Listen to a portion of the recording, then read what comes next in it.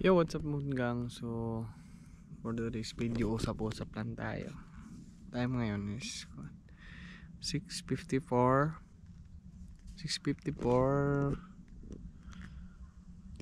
Thursday ngayon, September time. So, usap tayo. So, alam nyo ba moon gang, nung nalipat ako to sa company ko na bago,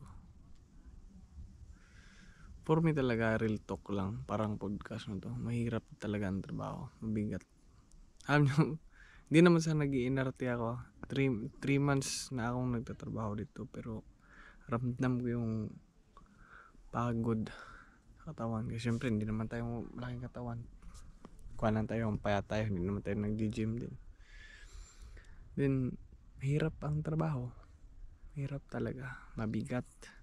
Although hindi siya stress sa brain, sa utak natin, sa mind. Pero sa physical naman, nakakapagod talaga.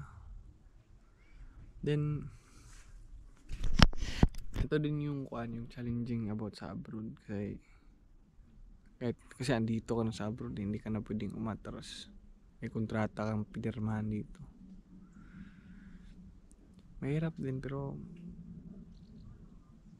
laban lang. Pahinga. Minsan, remember ko pa nung time na may lagnat ako pumasok. Kasi hindi ko gustong umabsent ba, pumasok ako nun. Para na ako mahimatay. Mali ko naman yun. Then, ito lang munggang din. Payo ko sa mga mag-abroad. Din sa abroad kasi swertihan din siya munggang. Swertihan talaga.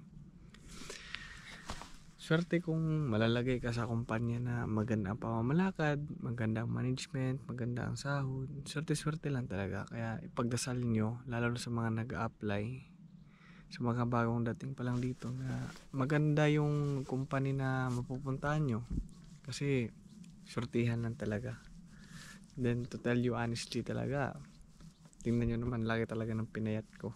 Kasi dahil sa trabaho na mabigat ngayong trabaho. Pero hindi naman ako yung tipong namimili Siyempre alam nyo naman, diba, daily vlogger ako, alam nyo.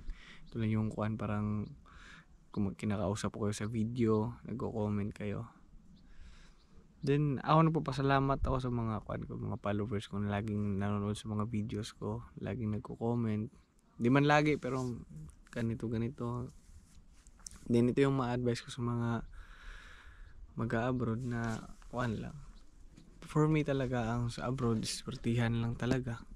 Na yun nga, mapupunta ka sa company na hindi masyadong pagod. Company na maganda ang pasahod. Kasi like sa amin, nung pagkatanggal sa amin, so sa mga batch ko, 4 na kumpanya. Sa tinapay, sa water company, sa Veolia, Innovations, Chicken Factory. Then kami scattered kami. Yung pinaka maganda talagang kumpanya na puntahan ng ibang batch namin is yung Veolia. Kasi yung ang duty last is in 1 month, 16 days lang sa pagkakaalam ko. Correct me if I'm wrong.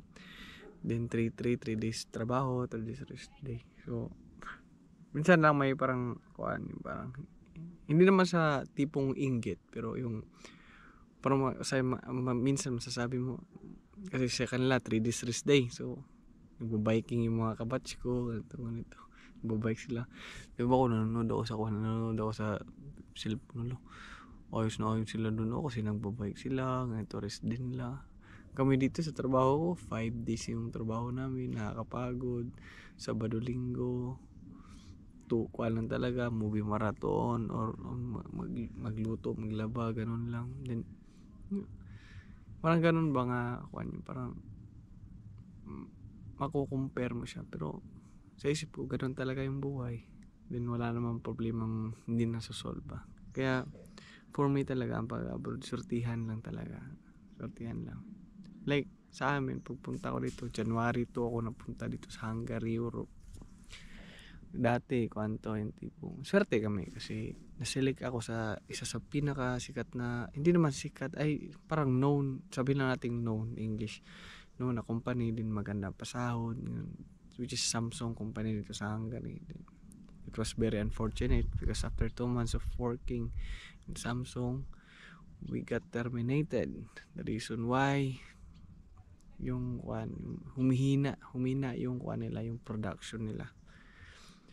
Humina yung production nila. So, isa kami sa natanggal kasama ng mga batch ko. Yung parang nag-scattered kami, ganun.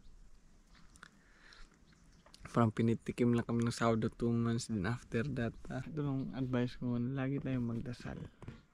Lalo sa mga nag-a-apply dyan, apply lang ng apply. Huwag bang hinaan ng loob. Minsan for me naman, kung lawakan natin, pangunawa natin. Natural lang naman talaga minsan na panghinaan tayo ng loob. Pero, pahinga lang din. After that, apply ulit. Yung pag kayo, andito na sa abroad, magpasalamat kayo, lagi kayong magdasal. Then, the real battle talaga, dito na talaga sa abroad. Kasi yung parang magiging kalaban mo na dito, yung loneliness. Yan, number 1 talaga yan, Munggang. Loneliness talaga yung kalaban mo. Kasi kahit, siyempre sabihin natin ikaw na, madaldal ka, marami kang naging kaibigan, pero may time talaga na, parang gusto mong mapag-isa, ganito. Then, siyempre, siguro mga nagiging main reason ng problem nila, like, problema sa Pilipinas, ganito sa pamilya, tapos nasa abroad, yung parents nagkasakit, yung anak nagkasakit, then, yun nga, kasi hindi nila maalagaan kasi dito sa Pilipinas, gano'n. Pero, kahit ano-ano man yung mga problema natin sa buhay, laban lang tayo. Kasi, iba-iba tayo ng istorya eh. Iba-iba tayo ng suliranin. Iba-iba tayo ng hamon sa buhay. So, laban lang talaga tayo sa anumang problema na darating sa buhay natin. Kayo Munggang, kung may problema kayo, okay lang yan. Pagpasalamat tayo na lagi tayong may problema. Pasalamat alam nyo kung bakit. Kasi kung tao kang wala kang problema, wala ka na parang ka na, inaantay mo na yung kamatayan mo. Pag may problema ka, good yun. Tao ka. Kasi may problema ka may inaalala ka. Ganun yun. Pero, ganun lang Munggang.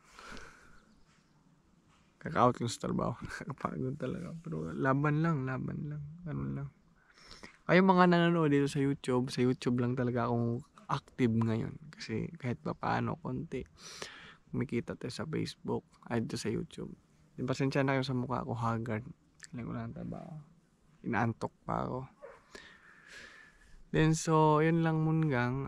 So, dito ko lang tatapusin ko tong video na to.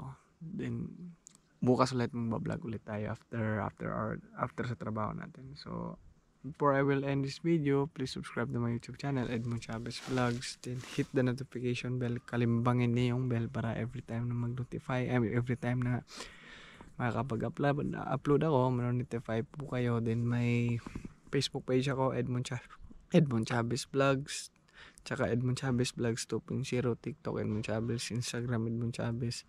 Search nyo lang Edmond Chavez Vlogs. Then, yun lang sa mga solid Munggang kung laging nanonood sa mga videos ko. I really appreciate that. Kung may tanong kayo, questions, mag-a-apply, or kahit anong questions sa mga followers ko, subscribers, or bago ka pang nakapanood ng video ko, mag-comment ka lang.